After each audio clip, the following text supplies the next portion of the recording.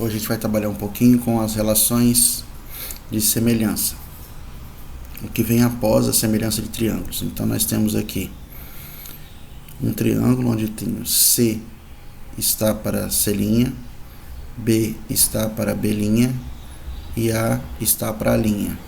A proporção se faz observando novamente os ângulos e os lados opostos. Isso vai gerar uma constante de proporcionalidade chamada de K, que nós damos o nome de razão linear. Se observarmos esse triângulo, ele tem 30 centímetros de hipotenusa, 18 centímetros de um cateto. Esse triângulo tem 36 de cateto, tem uma hipotenusa que eu não conheço, mas ele tem dois ângulos já congruentes, 2 a 2. Isso significa dizer que eu tenho dois triângulos semelhantes. Pelo primeiro caso, quando eu tenho dois ângulos que são semelhantes, que são congruentes, o terceiro também vai ser.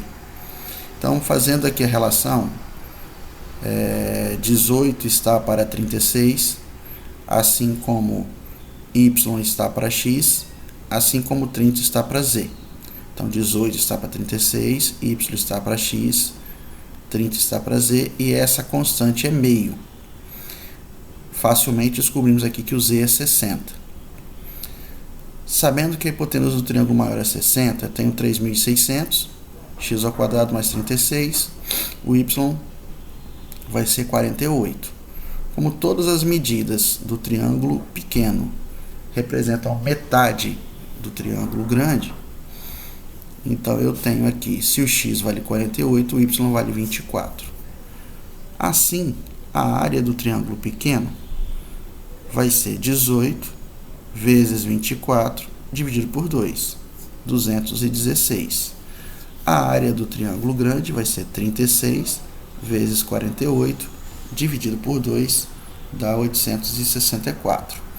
Portanto, a razão entre as áreas é 1/4, o que mostra que se a razão linear é meio, a razão entre as áreas acaba sendo de 1/4. A aplicação disso, que vai estar lá na sua aula 3 da Matemática 2, seu livro 3, Matemática 2, aula 11, é a aplicação na formação de um tronco de pirâmide. Quando eu corto uma pirâmide original, eu fico com um tronco e fico com uma pirâmide menor. A pirâmide menor e a pirâmide maior são semelhantes, então elas guardam uma razão de semelhança linear, superficial e volumétrica. Então vamos observar aqui nesse exercício. Digamos que eu tivesse uma pirâmide de 8 centímetros de altura e 4 centímetros foi feito um corte paralelo a essa base. E o lado da pirâmide original fosse 12, o lado da base fosse 12. Então eu vou ter que 4 está para 8, assim como x está para 12. Como 4 dividido por 8 é meio, a razão de semelhança é meio, o que implica que o x vale 6, ou seja, a aresta da base da pirâmide menor vale 6. Então, se o k vale meio, o k ao quadrado é 1/4, o k ao cubo é 1/8. Isso é provado quando a área da base menor é 36, a área da base maior é 144, e quando a gente divide 36 por 144, eu tenho 1/4.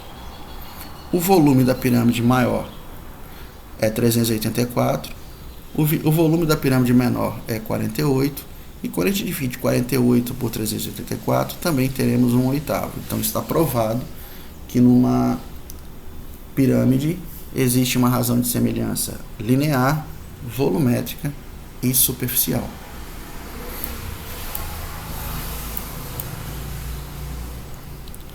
Nessa questão, é a mesma ideia aplicada ao tronco de cone. O tronco de cone eu vou ter a altura do cone grande, Hzinho a altura do cone pequeno, Rzinho do cone pequeno, Rzão, cone grande.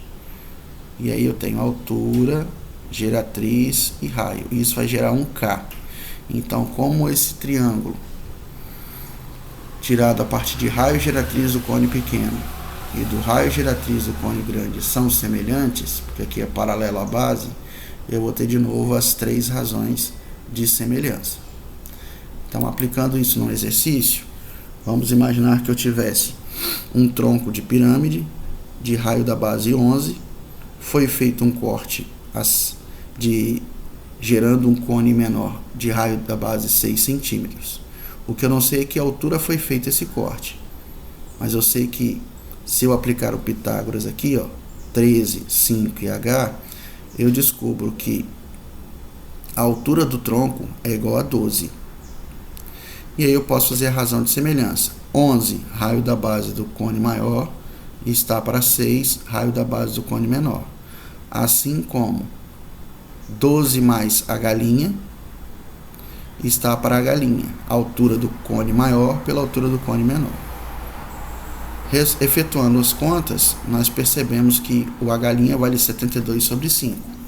Então, a altura do cone maior vai ser 12 mais 72 sobre 5, vai dar 132 sobre 5. Portanto, se eu quero saber o volume do tronco, eu vou usar volume do cone maior menos volume do cone menor. O volume do cone maior é 1/3 área da base vezes a altura. Do cone menor é 1/3 área da base vezes a altura. Usando o π igual a 3, simplifica, eu vou ter 3.194,4, que é o volume do cone maior, menos 518,4, que é o volume do cone menor. Portanto, o volume do tronco de cone vai ser igual a 2.676 centímetros cúbicos. Ok? Então, agora é fazer os exercícios observando essas três relações de semelhança.